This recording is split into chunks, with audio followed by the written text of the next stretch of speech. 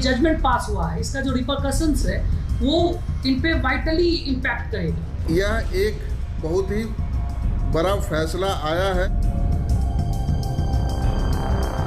हमारे मज़ाहिब और हमारा संविधान इस चीज़ की इजाज़त नहीं देता। पूरे समाज में इस विषय पर एक कंसेंसस बनाने के लिए प्रयास होना चाहिए। Through out the country implement करना प्रैक्टिकली पॉसिबल नहीं है। जब भी कॉमन सिविल कोड की बात होती है, कुछ लोगों का सेकुलरिज्म खतरे में है।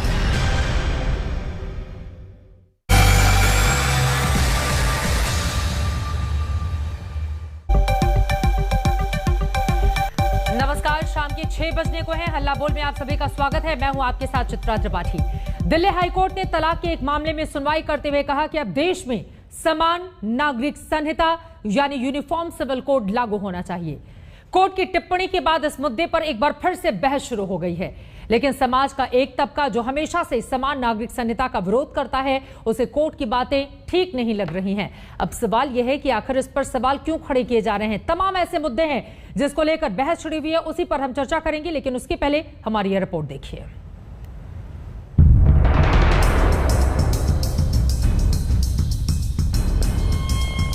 देश में यूनिफॉर्म सिविल कोड लागू होना चाहिए। आर्टिकल 44 में यूनिफॉर्म सिविल कोड की जो उम्मीद जताई गई थी, अब वो केवल उम्मीद नहीं रहनी चाहिए, बल्कि उसे हकीकत में बदल देना चाहिए। दिल्ली हाईकोर्ट ने ये टिप्पणी तलाक के एक मामले में फैसला सुनाते वक्त की। दरअसल कोर्ट के सामने ये सवाल खड़ा हो गया था कि तलाक को हिंदू मैरिज एक्ट के मुताबिक माना जाए या फिर मीणा जनजाति के नियम के मुताबिक। कोर्ट ने कहा, आज का हिंदुस्तान धर्म जाति कम्युनिटी से ऊपर उठ चुका है। आधुनिक भारत में धर्म जाति की बाधाएं तेजी से टूट रही हैं। तेजी से हो रहे इस बदलाव की वजह से अंतरधार्मिक और अंतरजातीय विवाह या फिर विच्छेद यानी डाइवोर्स में दिक्कत भी आ रही है। इस लिहाज से देश में यूनिफॉर्म सिविल कोड लागू होना चाहिए। ये जजमेंट पास हुआ है, इसका जो रिपरकशंस है वो इन पे वाइटली इम्पैक्ट करेगा। अभी भी ट्राइब्स या ट्राइबल कम्युनिटीज जो हमारे देश के सुदूर इलाकों में रहते हैं, उनका इतना एडवांसमेंट नहीं हुआ है या उनका इतना डेवलपमेंट नहीं हुआ है कि हम कह सकें कि नहीं, अब इनके ऊपर भी वही चीज़ें अप्लाई की जा सकती है जो हम आम जनता के ऊपर अप्लाई कर रहे हैं, जो हमारे देश के आम नागरिक हैं उन पर अप्लाई कर सकते हैं। सो बेटर यही रहेगा कि एक डायरेक्शन देने के बजाय कि आप इनको डायरेक्शन दें कि आप आएँ और हमारे साथ खड़े हों।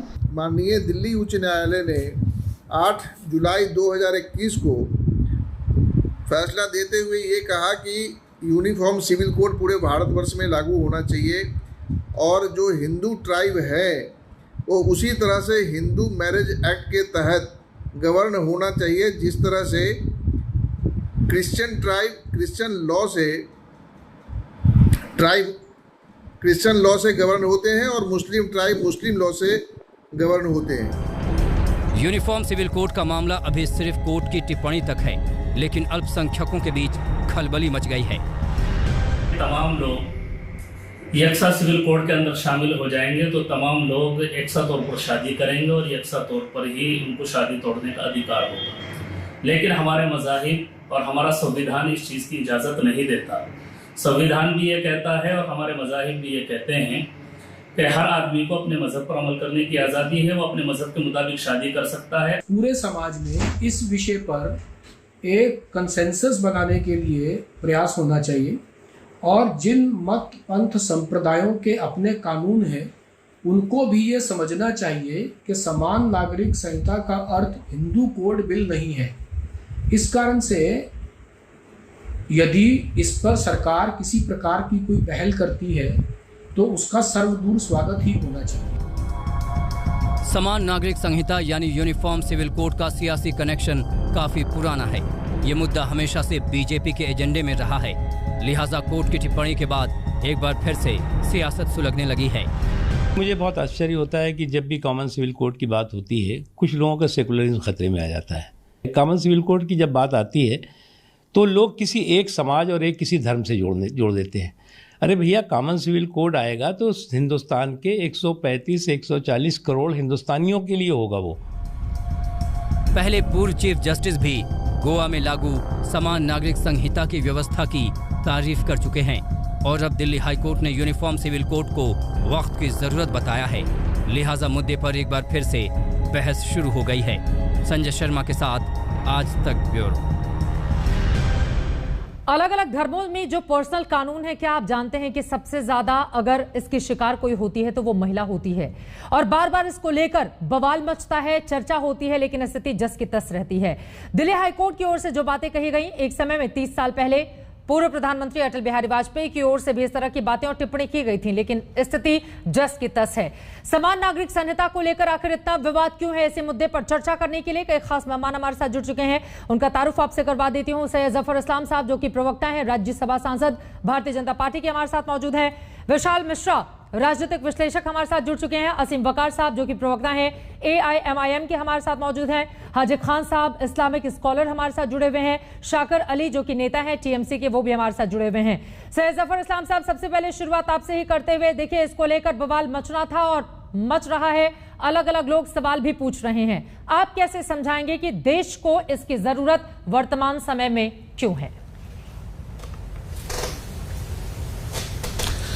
देखिए, जहां तक ये पहली बात कि हाईकोर्ट ने कहा है कि सरकार को इस दिशा में सोचना चाहिए, देश में यूनिफॉर्म सिविल कोड होना चाहिए, तो जाहिर है सरकार इस दिशा में सोचेगी।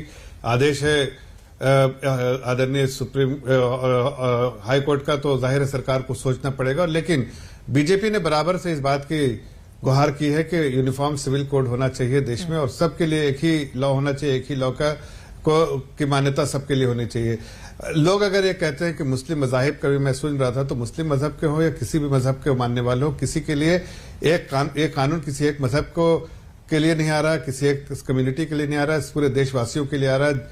लेकिन जैसे अगर यूएसए में फॉर इंस्टेंस, वहां मुस्लिम लोग नहीं रहते हैं, वहां तो बहुत ही कट्टर मुस्लिम होते हैं, यहां से भी ज्यादा, यहाँ तो बिल्कुल साधारण मुस्लिम है, वहां तो कट्टर मुस्लिम होते हैं यूएसए में, यूके में, और वहां देखिए किस तरह के सोच वाले होते हैं मुस्लिम। लेकिन वहां भी यूनिफॉर्म सिविल कोड है और उसका पालन करते हैं सभी। तो ये कहना गलत है कि मुस्लिम कम्युनिटी के लिए है या हिंदू कम्युनिटी के लिए है और किसी एक कम्युनिटी को टारगेट करने के लिए ये गलतफहमियां फैलाने की कोशिश कर रहे हैं। और मैं उनकी बात से सहमत नहीं हूं। यही खुद जाएंगे यहाँ पर, जो अभी बात कर रहे थे, अगर ये जाएंगे अमेरिका तो वहां के कानून को बड़े आराम से पालन करेंगे, लेकिन यहाँ पर कह रहे हैं इस्लाम खतरे में। भाई ऐसा नहीं है, ये कानून सबके लिए होगा और आपके सबके कंसेंसस से होगा, सबसे डिस्कशन बहुत ज्यादा मुखर आप लोग भी हैं। सब बता रहे हैं विदेशों में जाएंगे तब वहां का कानून तो लागू कर लेंगे, देश में अगर दिल्ली हाईकोर्ट की ओर से कुछ कहा जाए तो फिर आप लोगों को दर्द होने लगता है, क्यों? बताइए। देखिए जफर इस्लाम साहब, आपसे पहले एक चैनल पर अभी मैंने आपके ये बीजेपी के प्रवक्ता से पूछा, ये सारी की सारी जितनी कोशिशें हैं ये मुसलमानों के लिए आप कर रहे हैं। मैंने एक बहुत जेन्युइन क्वेश्चन उठाया कि इसी देश में एक बड़ी समस्या है गाय का गोश्त, गाय को काटा जाता। उत्तर प्रदेश, बिहार, दिल्ली, राजस्थान में तो गाय को आप मां कह रहे हैं। नॉर्थ ईस्ट में, गोवा में, आप इसी देश में आपकी सरकार में गाय का गोश्त बिक भी रहा है, गाय कट भी रही है, गाय बेची जा रही है। मैं आपसे कह रहा हूं कि मुसलमानों पर इतनी मेहरबानी आप कर रहे हैं, आप गाय के ऊपर एक कानून क्यों लेके नहीं आते कि गाय को पूरे देश में मां बना दिया जाए, पूरे देश में गाय पर काटने पर प्रतिबंध लगा दिया जाए, ना नॉर्थ ईस्ट में बिके ना गोवा में बिके। दूसरी बात, जब आप लोग सत्ता में नहीं थे तो आप लोग ये बात करते थे कि एक विधान एक संविधान, कश्मीर में तिरंगा क्यों नहीं फहराया जा सकता? सर, हम आपके साथ हैं, कश्मीर हमारे देश का अभिन्न अंग है, कश्मीर में तिरंगा भी फहराया जाना चाहिए, राष्ट्रगान भी होना चाहिए, एक कानून एक संविधान लागू होना चाहिए। लेकिन जब से आप सरकार में आए हैं तब से नॉर्थ ईस्ट में, नागालैंड में आपने अलग झंडा करा दिया, अलग राष्ट्रगान हो गया, और आपने हद कर दी कि अब बजाय 15 अगस्त के 14 अगस्त को वहां पर स्वतंत्रता दिवस। अरे दिल्ली हाईकोर्ट ने जो कहा है उस पर भी रह लीजिए वकार साहब। यूनिफॉर्म सिविल कोड पर आप आए हैं बहस करने ना, थोड़ा इस पर शुरुआती कमेंट तो कम से कम जो मेन सब्जेक्ट है उस पर देना चाहिए ना। आप तो कहां से कहां चले गए? मैं लौटूंगी आपके पास, क्योंकि बीजेपी के ये कोर इशू रहे हैं जिसका आप जिक्र कर रहे थे। ऐसे जफर इस्लाम साहब को बचा रही हैं जैसे जफर इस्लाम साहब को कुछ आते ही नहीं है। अरे असीम वकार साहब, वो राज्यसभा के सांसद हैं, बहुत ज्यादा पढ़े लिखे हैं, मुझे बताने की जरूरत नहीं है। और वकार साहब एक सेकंड जरा चुप रहिए, सुनिए मेरी बात। वकार साहब, ये निजी टिप्पणी मत बोला करिए आप, सुनिए मेरी बात। दिल्ली हाईकोर्ट ने कहा है, कोई बीजेपी के नेता ने नहीं कहा है कि बैठ के मैं यहाँ पर पैरवी कर रही हूँ, है ना? गलत बात मत बोलिएगा, व्यक्तिगत टिप्पणी बिल्कुल नहीं। असीम वकार साहब, आप बड़े नेता हैं, पूरे सम्मान के साथ, कोई भी व्यक्तिगत टिप्पणी नहीं करेंगे। शांत रहिए। विशाल मिश्रा जी, अब ये तो बीजेपी का कोर इशू था, अब टिप्पणी भले ही हाईकोर्ट करे लेकिन बीजेपी का कोर इशू है तो उस पर बवाल मचेगा ही। और जो मुस्लिम समुदाय से ताल्लुक रखने वाले लोग हैं वो बीजेपी की मंशा पर सवाल करते हैं, क्योंकि सबका साथ सबका विकास का नारा जरूर है लेकिन उसको साथ में लेकर आगे बढ़ने की मंशा उस तरह से दिखती नहीं जैसा विपक्ष लगातार आरोप लगाता है। क्या है इस पर जवाब? देखिए चित्रा जी, जैसे ही समान नागरिक संहिता की चर्चा आती है तो तुरंत इसको हिंदू मुस्लिम बना दिया जाता है। आप हमें यह बताइए कि संविधान का मतलब क्या है? संविधान का मतलब है सम प्लस विधान, माने समान विधान। तो फिर मजहब के आधार पर क्यों अलग अलग? आप मुझे बताइए। 23 नवंबर 1948 को चित्रा जी जब संविधान सभा में विस्तृत चर्चा के बाद अनुच्छेद 44 जोड़ा गया तो उसके तहत सरकार को निर्देश दिया गया कि देश के सभी नागरिकों के लिए एक समान नागरिक संहिता लागू करे। क्या थी उनकी मंशा?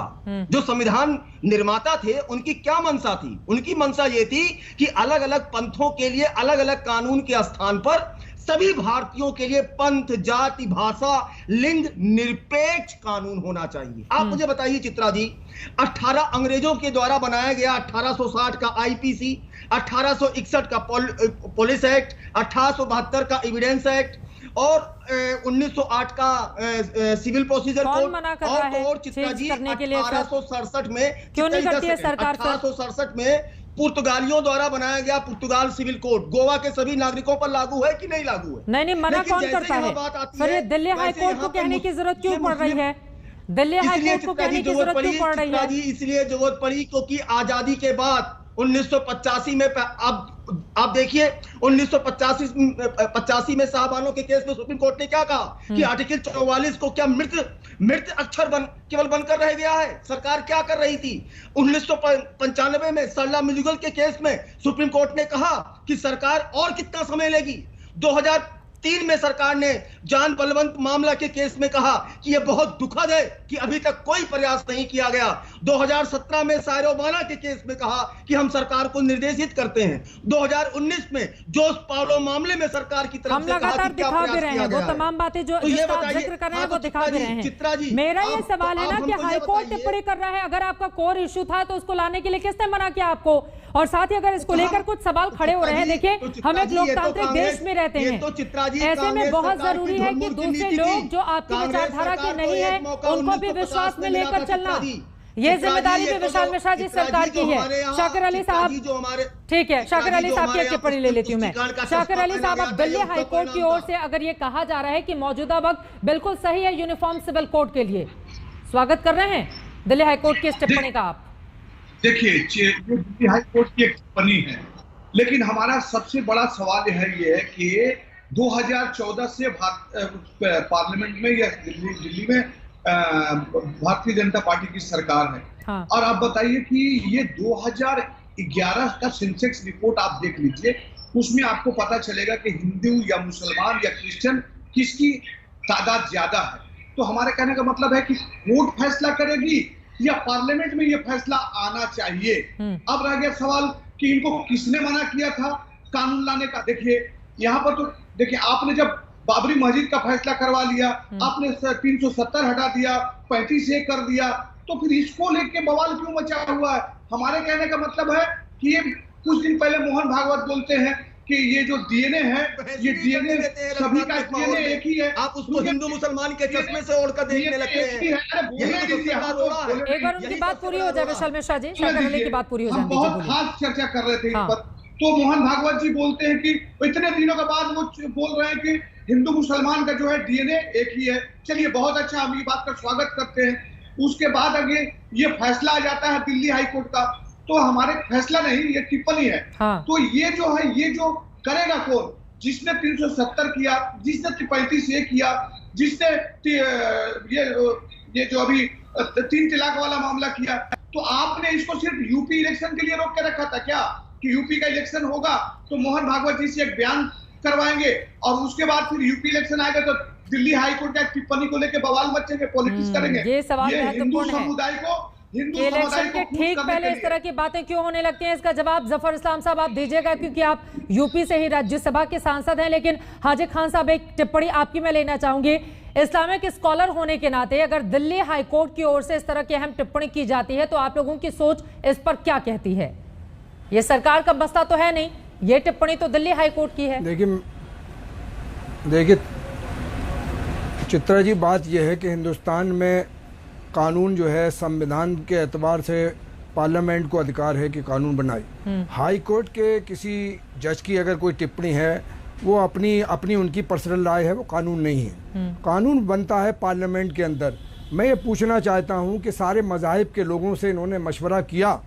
कोई कानून बनाने के लिए, इतना बड़ा कानून आप बनाने जा रहे हैं। हमारे यहाँ निकाह होता है शादी में, हिंदू धर्म में फेरे दिए जाते हैं और क्रिश्चियनों में कुछ और किया जाता है, बौद्ध में कुछ और किया जाता है, जैन समाज में कुछ और किया जाता है। क्या इनसे आपने राय ली? क्या निकाह और फेरे एक कर दिए जाएंगे? बल्कि अगर संविधान बनाना है, कानून बनाना है तो कानून को पार्लियामेंट में सारी पार्टियों से डिस्कशन होना चाहिए। ऐसे ही नहीं है मनचाहे। कानून बनाने के विधाता थे ना 300। कहाँ लिखा हुआ है? मैं ये नहीं कह रहा एक कर दी जाएंगे। कॉमन सिविल कोड में जब कॉमन सिविल कोड बनेगा तो हिंदुस्तान के 135 नागरिकों के ऊपर एक स्थायी कानून तो लागू होगा, उसी के लिए तो बनेगा। और क्या के लिए बनेगा? एक सा लागू होगा ना, शादी करने के तरीके पर थोड़ी ना लागू होगा। आप निकाह कीजिए या 7 फेरे लीजिए, किसने मना किया आपको? अरे मैडम, इसमें नहीं सर सुनिए ना, अब भ्रम वाली बात मत कीजिए ना हाजी खान साहब। टू द पॉइंट बताइए कि क्या वास्तव में यूनिफॉर्म सिविल कोड लागू होने के बाद फेरे और निकाह एक कर दिए जाएंगे? क्या वास्तव में ऐसा होगा हाजी खान साहब? आप तो स्कॉलर हैं, साफ साफ बताइए। भारतीय संविधान जब बना तो उस संविधान ने ये तय करा, भारत 300 आदमी थे, 3 तो विद्वान थे, अंबेडकर उसके प्रेसिडेंट थे। जब ये कानून बनाए जा रहे थे, हिंदुस्तान के लॉ बनाया जा रहा था, तो उसमें ये सारे हिंदुस्तान के मज़ाहिब को देखकर ही रखा गया था। इसी को इस देश में अल्लामा इकबाल ने क्यों कहा कि सारे जहां से अच्छा हिंदुस्तान हमारा, हम बुलबुलें हैं इसकी ये गुलसिता हमारा, मजहब नहीं सिखाता आपस में बैर रखना, हिंदी है हम, वतन है हिंदुस्तान हमारा, हिंदी है हम, सब हिंदुस्तानी हैं, हिंदी है हम, मुसलमान हुए मजहब के एतबार से हम हिंदू हो, सिख हो, ईसाई हो, पादरी हो, लेकिन एक राष्ट्र के साथ हैं, हम भारत के साथ हैं, भारत के साथ रहेंगे और भारत के संविधान के साथ हम उसकी आस्था रखते हैं, क्योंकि वो संविधान बनाने वाले विद्वान थे। ऐसे नहीं थे कि जिसने चाहा संविधान में तरमीम कर दी। बड़ा सोच समझ के भारत का संविधान बना है। उस संविधान से खिलवाड़ ना किया जाए। जो आगे सरकार तय करेगी उसको संविधान के दायरे में तय करना चाहिए। बहुत सारे हमारे मेहमान ऐसे हैं जिनसे ये पलट के पूछना पड़ रहा है कि दिल्ली हाईकोर्ट ने जो कहा है वो आप लोगों ने सुना। एक सेकंड सुनिए ना सर।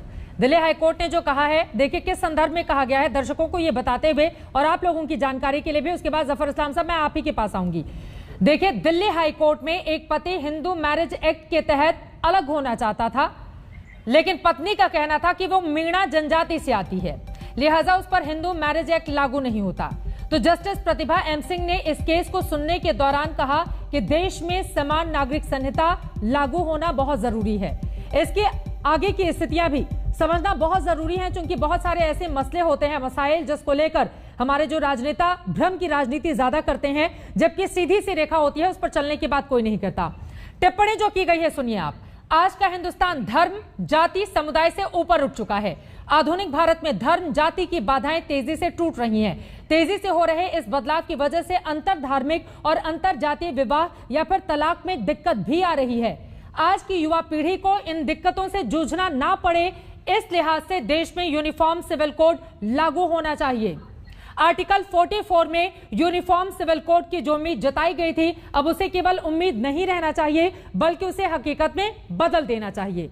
यह कोर्ट की टिप्पणी है, लेकिन इसको लेकर राजनेताओं की ओर से भ्रम की राजनीति इतनी ज्यादा की जाती है, जिस पर जो आम सीधी सादी जनता होती है वो कंफ्यूज हो जाती है। लेकिन सैयद जफर इस्लाम साहब, है तो यह हाईकोर्ट की टिप्पणी, लेकिन बीजेपी खुद में इतनी खुश क्यों हुए जा रही है?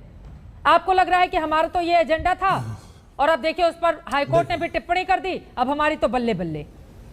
सबको साथ में लेकर चलेंगे या नहीं चलेंगे? एक आम राय इस पूरे मामले में बनाएंगे या फिर अपनी ही बात थोपेंगे?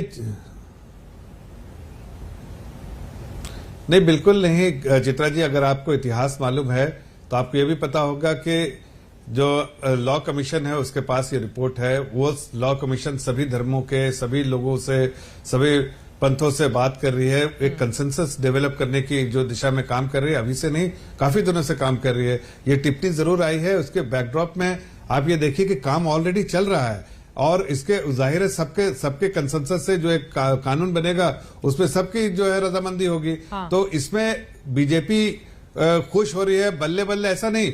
ये हमारा सोचना है, ये हमारा मैनिफेस्टो का पार्ट है, ये हम इसको बिल्कुल साफ लफ्जों में कह रहे हैं कि हम चाहते हैं, लेकिन ये नहीं कि थोपना चाहते हैं। हम चाहते हैं कि ऐसा संविधान, ऐसा यूनिफॉर्म सिविल कोड हो जो सबको एक्सेप्टेबल हो और सबको एक दायरे में एक संविधान के अंदर लेकर आए, और इसके लिए कोशिश हमारी जारी है। सुप्रीम हाई कोर्ट की जो टिप्पणियां हैं हाँ। उसको उसी संदर्भ में देखना चाहिए कि सरकार की ओर से इस पूरे मसले पर क्या कोशिश की गई है? आपको मालूम है कि लॉ कमीशन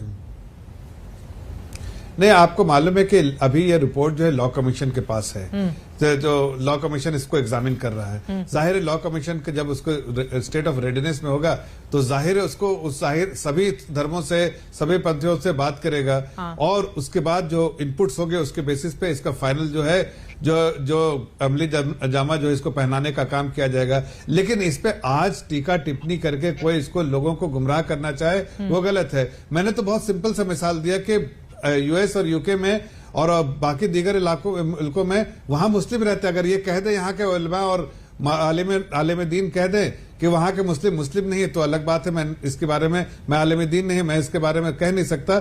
लेकिन जो मुस्लिम यहाँ पर बैठे हैं वो कह दें कि वहां के मुस्लिम नहीं है भाई, वहां यूनिफॉर्म चाहे उनके भाई भी हो, बहन भी हो, सब लोग के रहते हैं वहाँ। जवाब दीजिए। तो मैं मान लूंगा, लेकिन ये कहना गलत है। हाँ। ये सऊदी अरब में जिस तरह का डिक्टेटोरियल चीज होता है, इस्लाम से हट के काम होता है, लेकिन इनको बोलने की हिम्मत नहीं है इसलिए कि सऊदी अरब है। अरे खुलकर कहिए जहाँ गलत होता है, यहाँ तो सही हो रहा है तो आप उसको मानने के लिए तैयार नहीं। वकार साहब, आपकी जानकारी के लिए भी और आप जवाब भी दीजिएगा। देखिए, यूनिफॉर्म सिविल कोड को Pakistan, Bangladesh, Malaysia, Turkey, Indonesia, Sudan, Egypt जैसे कई देश अपने यहाँ लागू कर चुके हैं। हमारे ही यहाँ पर इतनी भ्रम की स्थिति क्यों बनी रहती है?